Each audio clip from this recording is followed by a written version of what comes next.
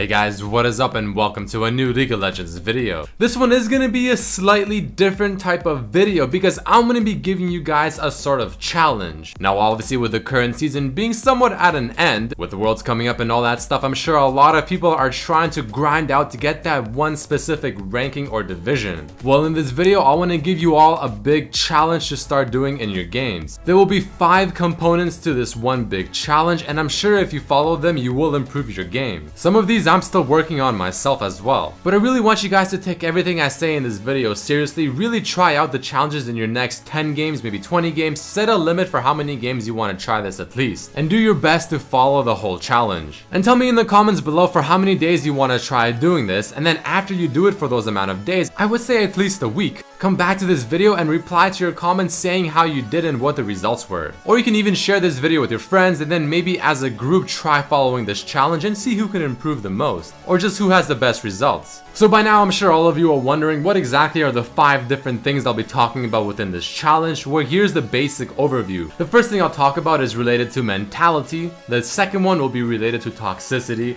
then control, then restraint, and then thinking ahead. So this is the general overview of the topics I'll be talking about, but let's all begin with the first one, mentality. This one I think is extremely important because the mentality that you have within your games, whether it's a ranked game or just a normals, is very important. As I'm sure some of you know, the mind of the human body is so powerful that it can really affect you in ways that you didn't think it could. So for this part of the challenge, I'll be telling you guys to not use sites like op.gg, lolskill, lolnexus, or any of those things. I mean, you can definitely check them out after the game is done, but before the game started or maybe halfway through the game, do not look up the stats of the game. Don't look at the person you're facing against. Don't look at the people on your team, because I promise you this will affect your mentality for the most part in a negative way. So for instance, if you're laning mid lane against someone else and you look up their stats on OPGG and you see that maybe they're really bad with this champion and they actually have a really bad ratio, they seem to lose most of the games and aren't really just all that good on this champ, well, you're gonna be going into this game and into the lane way too overconfident, thinking like, oh man, I'm probably laning against someone who's really bad. I'm not even gonna try because I feel bad, and overall it won't make you play as tryhard and as good as you should. Never underestimate your opponents. Or on the other hand, if you're laning against someone who's exceptionally strong at the current champion that they're playing, and or maybe they're a smurf because they have such a high win rate overall in most of the ranked games they have played, well, all this is gonna do is make you play very scared against your lane opponent, thinking that he's just simply a much better player than you. And this might make you not take certain advantages that you probably normally could have, not knowing that this player was a smurf, all because you let these numbers get into your head. And same thing applies if you're talking about your own teammates and maybe you see your top laner isn't very good at their champion, so you might instantly start assuming that, you know what, this guy's probably gonna suck and feed this game. Just play the game as if it's you versus the champion, and try not to be very toxic, which actually brings me into the second part of this challenge. This one is something I can feel like most people in the League of Legends community should work on, including myself at times. Toxicity and being negative in chat is the worst thing you can do in League of Legends, especially in ranked game, because it will absolutely serve no beneficial purpose and only do more harm. So at least for the duration of the challenge, try not saying anything negative in chat, whether it's to your team or the enemy team, as much as you can. Just try to only say things that are beneficial to yourself, to your team, and maybe even to the enemy team, such as good game, well played, or you're really good at this champion, or something like that. If you start having a positive outlook in life in general, and especially League of Legends, you'll have better games overall and you'll feel better and play better. All the negativity will do is pretty much just make yourself feel more tilted, because that's just how it works psychologically when you're in the heat of the moment, while also making the person on your team who's probably not having the best game in their life have an even worse game and probably just end up performing even worse, since now they have extra pressure from you and your negative words, which they should be the opposite since you are teammates. Here's one I'm personally still really working on myself, a vision, warding. So for this challenge, I'll be challenging you guys for this part specifically to buy at least 1 green ward every single time you back from lane. Always try to make sure you have a ward somewhere within your lane giving you vision. And if you want to take even one step further, which I think you should, always make sure you have a pink ward of yours somewhere in the map. Pink wards are absolutely vital in League of Legends, and I really want you guys to try and get into the habit of always having a pink ward somewhere on the map. Again, this is something I am also personally trying to get better at myself. And try to make sure your trinkets are upgraded by level 11 at least, or swap your trinkets out if you're jungler, for instance, for the sweeping one, or if you're the ADC for the blue one, as soon as possible. Believe me, it might seem like you're wasting the gold right now, but this extra vision not only will probably help you live more more often, but it'll probably get you a few kills as well, which will more than make up for the gold you spent on the wards. The fourth part of this challenge is also something I'm really starting to do myself, and I'm pretty much setting myself a rule, and I'm calling it the 5-second rule. It's really simple. If a chase is taking more than 5 seconds to finally get to your target and kill them, stop the chase and go and do something else instead, like get an objective. Or better yet, if you think that the chase you're thinking of starting will take more than 5 seconds to actually get your opponent and kill them, don't even start it and instead go for an objective. I seriously think this is a very important part of the challenge. Objectives win games. And the most common way to throw a game is to simply overcommit to a chase, probably not even get it at the end of the day, and you'll probably just end up walking into a bait, which will end up you dying instead. So try to follow this 5-second rule. And the final part of the challenge is gonna be about objective. This one is gonna be probably the hardest one to follow just because it isn't anything entirely specific, but I want you guys just to simply start getting more into the mindset of understanding what objectives to take and when. This is a major thing that separates low elo players from higher ones. So overall, just start thinking about, okay, if I take this mid tower right now, then after this I can either go ahead and do this, go do that, maybe dragon, maybe this. And I want you constantly to keep thinking ahead and what is going to be the next move and the next objective that you can take with yourself or your team that will further push you ahead in the game. This one is probably the hardest one to follow because again, it's not something specific and it does take a lot of time and practice to understand it, but start thinking about it. But that is it for this video, guys. That is the challenge I want to share with you. I hope a lot of you try and follow this for at least a week, but make sure to write down in the comments how many days you want to take this challenge for. Do it with your friends, it'll be more fun. And then come back in a week or whatever and then tell me how you did. I want to wish all of you good luck in this challenge. Please definitely hit the like button if you enjoyed this, share with your friends, subscribe if you haven't, and check out my other videos as well. Thank you for watching.